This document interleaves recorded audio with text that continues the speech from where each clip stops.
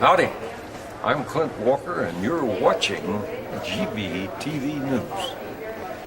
Thanks, Clint, and I'm Randy Hansen. In world news headlines today, North Korea leader Kim Jong-il dies of heart attack. In pretrial hearing for Army whistleblower Bradley Manning enters fourth day. In clashes in Egypt, leave 14 dead. And in Tunisia, 1 year anniversary of Mohamed Bouazizi's self-immolation passes. And thousands protest disputed Russian election, anti-corruption journalist murdered. In Occupy Wall Street, New York City marks 3-month anniversary of reoccupation attempt, and Jesse Jackson offers support for Occupy London. And tax break for 160 million Americans in doubt as Republicans threaten to reject extensions. And Newt Gingrich says judges should defend unpopular decisions before congressional hearings. The Philippines typhoon leaves 680 dead and 800 missing. And Lori Berenson prevented from leaving Peru despite ruling to allow for a trip home. And former Czech leader Václav Havel dead at 75. And Cape Verdean folk singer Sirio Evori dies at 70. But before these stories, GVTV News would like to thank one of our underwriters who supports your only visual video news media in Nevada County. That's right, it's us.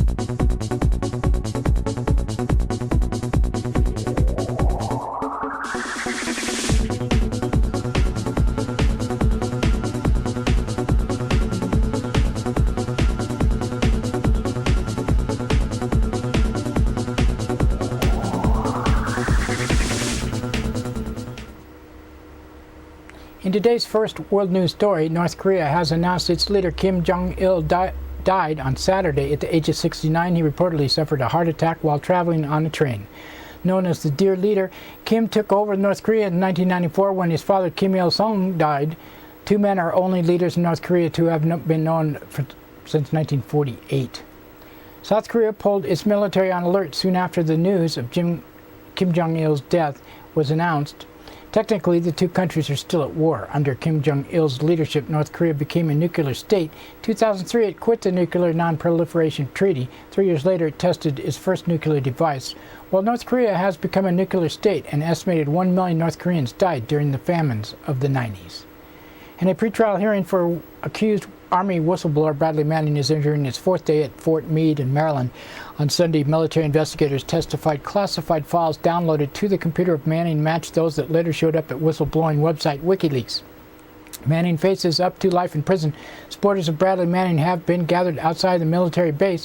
One of the most prominent Manning supporters over the weekend was Lieutenant Dan Choi, a gay veteran and activist. And he said, "I'm here because Bradley Manning, Private First Class Manning, is a good soldier who stood up for the truth and lived the Army values, and I believe that all soldiers need to follow the example to base their actions on those virtues that we protect. The Constitution that he swore to protect against all enemies, foreign and domestic, well, when we see the curtailment of our rights, that's an enemy of the Constitution. The Constitution is what we protect. It should also protect all of us." At least 14 people have died in Egypt in 4 days in protest against military rule. Police and soldiers have used batons, water cannons, and tear gas and pushed protesters from Cairo's Tahrir Square. UN Secretary General Ban Ki-moon condemned the excessive force used against protesters. And Saturday marked the 1-year anniversary of Mohamed Bouazizi's self-immolation in Tunisia. Dramatic display is considered by many to have been the catalyst for the Arab Spring protests. Bouazizi ran an unlicensed fruit stand to make ends meet after a particularly degrading crackdown by local officials, police, in December 17, 2010. 26-year-old chose to set himself on fire in protest of his treatment. The act led to protests across the country, which eventually brought down the ouster's President Zain al-Abidine Ben Ali and inspired activists around the world. As many as 8,000 people turned out in Moscow, St. Petersburg Sunday to protest Russia's contested parliamentary election result. Demonstrators and independent observers claimed the government of Prime Minister Vladimir Putin won the contest through cheating. Meanwhile, the founder of the Russian newspaper devoted by uncovering government corruption was found shot to death last weekend. He was shot 14 times as he left his office. 40 Russian journalists have been killed since 2000, including at least 4 this year. Tanya Lokshina, Office Deputy Director of Human Rights Watch Moscow, said the North Caucasus is one of the most dangerous places in the world for journalists to work, and in the past few years many independent journalists, citizens and activists have died as payback for their work in the North Caucasus, and therefore everything that happened in Kamalov is on one side a horrible shock, but on the other side it's almost evenly expected. And Occupy Wall Street protesters in New York marked the 3-month anniversary of the movement by attempting to set up an encampment in a vacant lot owned by a prominent local church. Led by Bishop George Packard, retired former supervisor as Episcopal military chaplains, demonstrators used a makeshift staircase to bypass a chain-link fence and gain access to an unused plot of land owned by Trinity Church, just blocks from Zuccotti Park. Protesters cheered and celebrated before the police moved in on the square, making dozens of arrests. Attempts led to winding march through much of lower Manhattan and north of Times Square. New York City Council member Yadinas Rodriguez joined in the day-long protest and said this movement has been built on the need of working class and the middle class. This movement is not going anywhere, is not leaving the city unless we take particular initiatives to close the gap between the 1% and the 99%. Civil rights leader Jesse Jackson has offered his support for Occupy London protesters. Jackson told the protesters camped out at St. Paul's Cathedral their demonstration has reminiscence of the activism of many historic figures. He said Mandela was an occupier. They're all exalted as martyrs now, and we are rejected as occupiers, as protesters and radicals called terrorists by governments. Occupiers' cause is a just cause, a moral cause. A tax break of 160 million American workers is in doubt after House Republicans have threatened to reject a 2-month extension overwhelmingly approved by the Senate. The Senate tax bill included a controversial provision to force the Obama administration to accelerate a decision on the proposed Trans-Canadian Keystone XL tar sands oil pipeline project. Presidential hopeful Newt Gingrich is continuing to attack the judicial system. During an interview on CBS Face the Nation, the former Speaker of the House said he would force the judges to defend unpopular decisions before congressional hearings. He was asked about his views with CBS's Bob Schaefer. Bob Schaefer said, host of the Face the Nation, said, one of the things that you say is that if you don't like what a court has done, that Congress should subpoena the judge and bring him before Congress and hold a congressional hearing. Some people say that's unconstitutional, but I'll let it go for a minute. I just want to ask you, from a practical standpoint, how would you enforce that? Would you send the Capitol Police down to arrest him? And Newt Gingrich said, sure, if you had to, or you'd instruct the Justice Department to send the U.S. Marshal. And in the Philippines, at least 680 people have died and 800 are missing after a typhoon hit the southern island of Mindanao, unleashing a massive flooding. The typhoon hit a section of the Philippines not prone to major storms. One of the leaders said, climate change is a clear and present danger. Demanding immediate government action to address its impact is the very least we can do. A dispute has broken out in Peru over whether the once imprisoned U.S. activist Lori Berenson should be allowed to travel to New York City to spend the holidays with her family for the first time since her arrest in 1995. Last week, 3 judges granted her permission to take the trip, but on Friday she was prevented from boarding a flight. And former Czech leader Václav Havel died at age of 75. The former playwright led the Velvet Revolution to topple the communist rule. In the 70s and 80s, he was jailed repeatedly after he launched Charter 77, asking the Czechoslovakian government to abide by its international commitments to human rights. As Czech president, Havel embraced neoliberal economic policies and supported both U.S. wars in Iraq. And the Cape Verdean folk singer Cesaria Evora died at the age of 70. And that's it for World News Today. Now, another thanks to one of our underwriters who supports your only visual video news media in Nevada County. That's right, it's us, GVTV.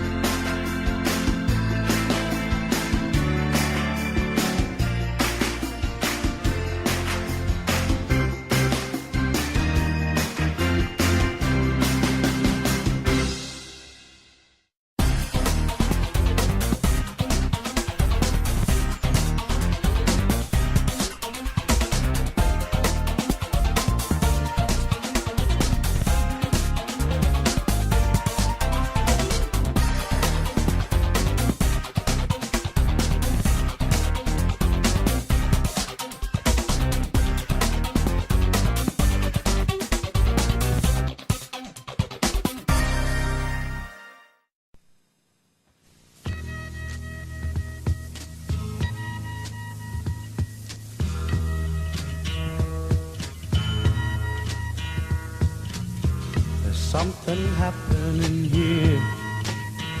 But what it is ain't exactly clear. There's a man with a gun over there, telling me I got to beware. That's right, it's time for the police blotter and pictures in the blotter, not from these actual events, but used for visual aid only. Grass Valley Police Department on Friday, 8:39 a.m., a woman from the 1700 block of East Main Street reported two vehicles had eggs and Tabasco thrown all over them. 12:03 p.m., a caller from Labar Meadow Drive reported an employee had been fired for drug issues and was on foot. He was arrested on suspicion of possessing drug paraphernalia and being under the influence of a controlled substance. And 1:35 p.m., a caller from 200 block of Dorsey Drive reported an extremely intoxicated woman who was taken to the emergency room.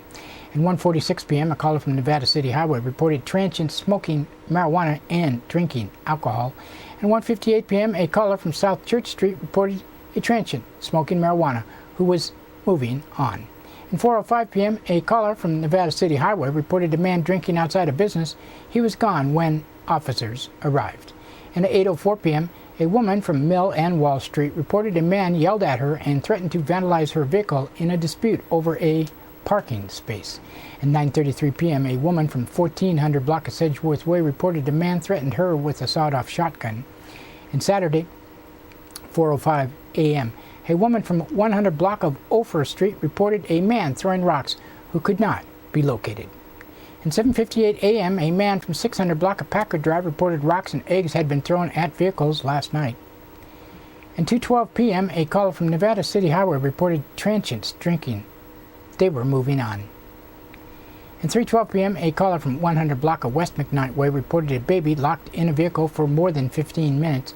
A person was cited on suspicion of child endangerment. At 8:50 p.m., a caller from Nevada City Highway reported a man yelling and freaking out. He could not be located. At 11:13 p.m., a caller from 200 block of Jaworski Drive reported a loud party. The man was arrested on an outstanding warrant. In Nevada County Sheriff's Office on Friday, 9:06 a.m., a woman from the 17,000 block of Lawrence Way reported a vehicle hit a mailbox and took out part of a tree. At 9:08 a.m., a caller from 11,000 block of Melody Road reported vandalism. At 9:41 a.m., a woman from 12,000 block of Wolf Road reported a man broke down a door and threw a cutting board at her. At 12:30 p.m., a caller from 11,000 block of Buckeye Circle reported a physical fight involving two women who were mediated. At 1:16 p.m., a caller from 18,000 block of Easy Street reported the theft of items from the back of a truck. 2:43 p.m., a caller from 12,000 block of Mule Canyon Road reported theft of gold and gold recovery equipment. At 4:48 p.m., a caller from Highway 174 and 7 Cedars Drive reported hearing a woman scream and crying, and she could not be located. At 6:02 p.m., a woman from Marjan Drive reported a man who appeared to have been drinking picked up a child. He was arrested on Highway 49 and Coyote Street on suspicion of driving under the influence, driving on a suspended license, and violating a court order. At 8:31 p.m., a caller from 14,000 block of Thoroughbred Loop reported identity theft. At 8:55 p.m., a man from 14,000 block of Torrey Pines Drive reported being assaulted by a man. They were separated and no battery was found to have occurred. At 9:24 p.m., a man from 31,000 block of Relief Hill Road reported his roommate was drunk and wouldn't stop talking. The person agreed to go to bed. At 9:32 p.m., a caller from Chaparral Circle reported 7 or 8 men in a physical fight. No charges were desired. At 10:06 p.m., a caller from Mirror Lake Court reported a physical fight between a man and a woman. Both parties were uncooperative. 11:17 p.m., a caller from East Limekiln Road and Alexandria Way reported seeing a vehicle pulled over and then hearing 4 or 5 gunshots. Nothing was located. And Saturday, 1:23 a.m., a caller from Rough and Ready Highway and Bitney Springs Road reported a vehicle on its roof with a person trapped inside. No one was located. At 4:52 a.m., a man from emergency room reported being assaulted on Limekiln Road. At 9:24 a.m., a caller from 14,000 block of Sierra View Drive reported a burglary to a vehicle. Gold clubs, gold shoes, and a golf bag, a watch, and an iPod were taken with an estimated value of $1,500 to $2,000. At 10:36 a.m., a caller from Silver Leaf Drive reported finding a bag of marijuana on the road. At 11:10 a.m., a woman from Broken Oak Court reported someone was tapping her phones. At 12:32 p.m., a man from 13,000 block of Woodstock Drive reported someone threw eggs at a resident last night. At 1:05 p.m., a man from 10,000 block of Boulder Street reported a man squatting in a garage. At 2:34 p.m., a caller from 24,000 block of Highway 49 reported two juvenile runaways who later returned. At 4:28 p.m., a caller from Highway 20 and Manzanita Diggins Drive reported transients setting up a camp. At 7:02 p.m., a man from 10,000 block of Berg Grand Lane reported seeing a flashlight in neighboring house. Homeowner was using a flashlight at night to conserve energy. At 7:08 p.m., a caller from 10,000 block of Bar Hill Road reported the theft of medical marijuana from a residence. At 8:13 p.m., a caller from 10,000 block of Alta Sierra Drive reported a drunken man fell out of a vehicle. He could not be located. At 8:24 p.m., a caller from Willowa Run reported people lighting aerial fireworks. And Sunday, 2:45 a.m., a man from 10,000 block of Pyridon Road reported being assaulted by his wife. Both were arrested on suspicion of spousal abuse. At 6:32 a.m., a man from 14,000 block of Rough and Ready Highway reported people were keeping someone hostage and wanted to shoot him and were out to get him. He was arrested on an outstanding warrant, or warrants with an S. Nevada City Police Department on Friday, 9:18 a.m., a man from 700 block of Zion Street reported a man was causing a fight and grabbed him by the throat. 11:51 a.m., a man from 300 block of Broad Street reported a woman stole a mini laptop from his vehicle. At 1:05 p.m., a caller from 200 block of Sacramento Street reported theft of a cell phone from a vehicle. At 2:49 p.m., a caller from 100 block of Orchard Street reported the theft of a cell phone.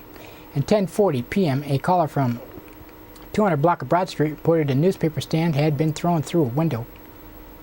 And Saturday, 2:46 a.m., a caller from 200 block of Spring Street reported a fight in a parking lot. At 10:05 p.m., a caller from 200 block of Broad Street reported several people left without paying a bill. And that's it for the blotter today. Now, another thanks to one of our underwriters who supports your only visual video news media in Nevada County. That's right, it's us, GVTV News.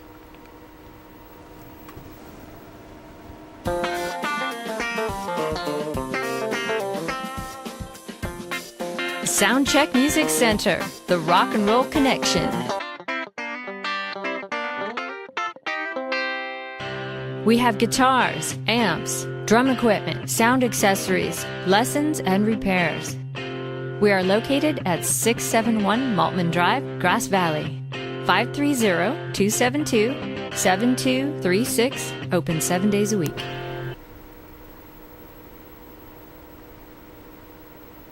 In today's local news headlines, Rex sends 4 to the hospitals. The CHP's new Grass Valley home approved by county planners. And environment and economy, wastewater treatment issues require a balanced approach. The Grass Valley woman was transported by helicopter to Roseville Hospital, and 3 Placer County residents were taken to Sierra Nevada Memorial Hospital after a collision Friday night. The 42-year-old woman, who was identified only by the last name of Longhorst, was driving a 2007 Saturn Ion southbound on Highway 49 a little after 7:30 p.m. at an unknown rate of speed, according to a report by the California Highway Patrol. The woman lost control of her car for unknown reasons just north of Auburn Road and swerved into the northbound lanes directly into the path of an Acura being driven by a 24-year-old woman from Lincoln who was identified only by the last name of Tetrick. The Acura hit the passenger side door of the Ion, crashing the entire passenger side and causing the driver's and passenger airbags to deploy on both vehicles. Grass Valley woman was transported by helicopter to Sutter Roseville Medical Center with major injuries.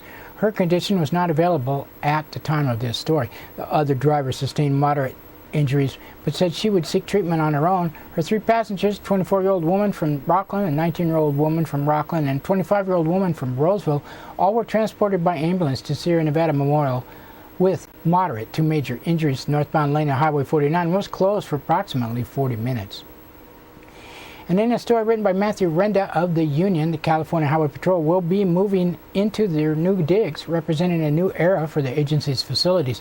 The Nevada County Planning Commission approved the state agency's proposed plans for construction of a 16,800 square foot office facility at 11363 McCourtney Road near the Nevada County Fairgrounds. Project plan calls for the construction of vehicle service facility, storage building for additional records, radio equipment, and an emergency generator covering parking facility with fuel island and a 120-foot tall communication tower, according to planning documents.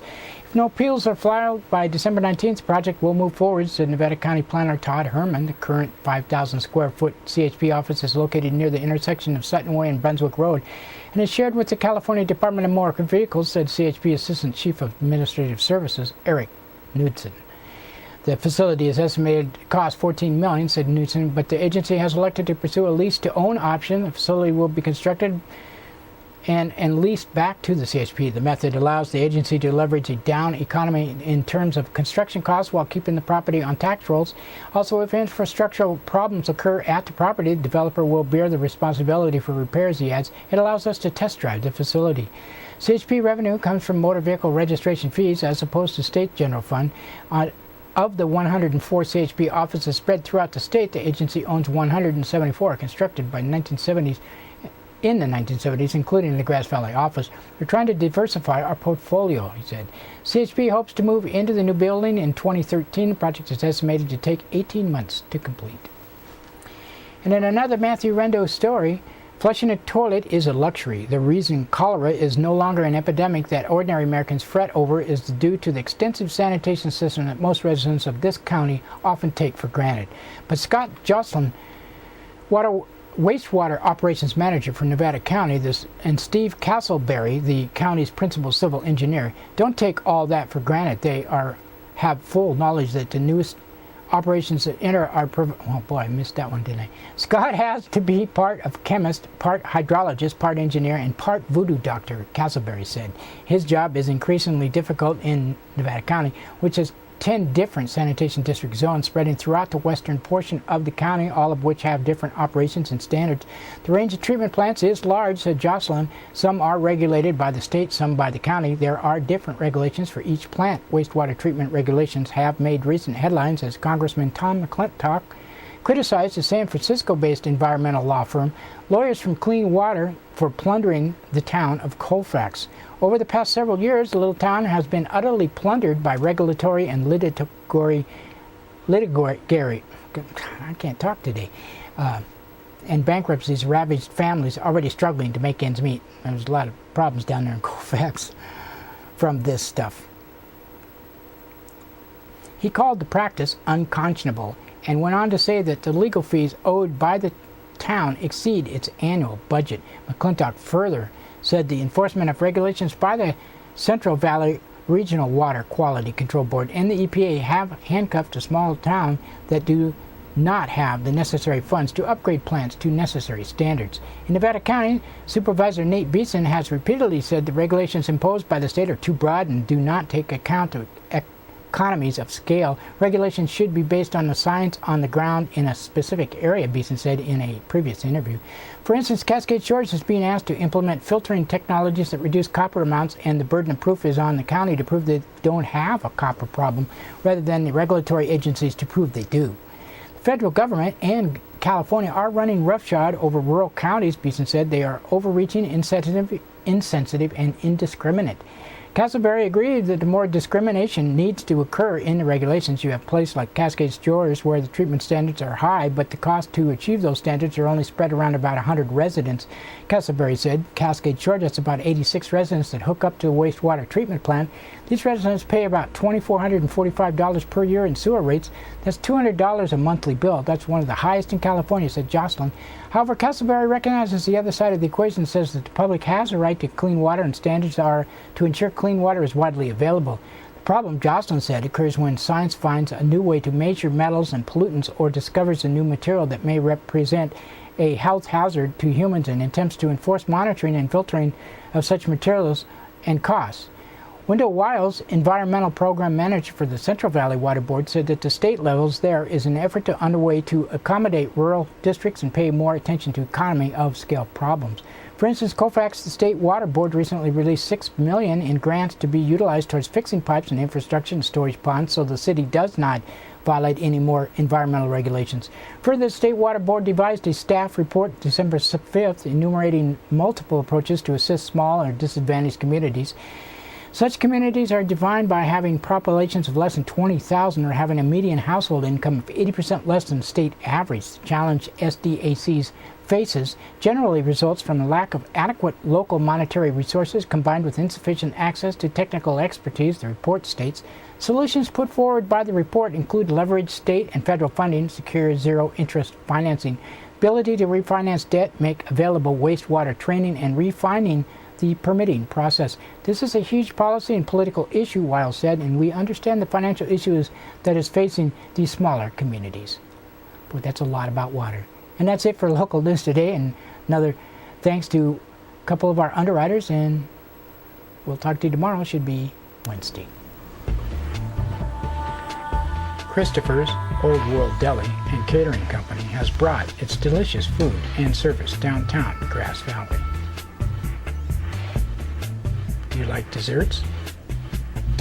They got them. You like international style lunches? They got them. Christopher's Deli and Catering for parties, get-togethers, weddings, or whatever.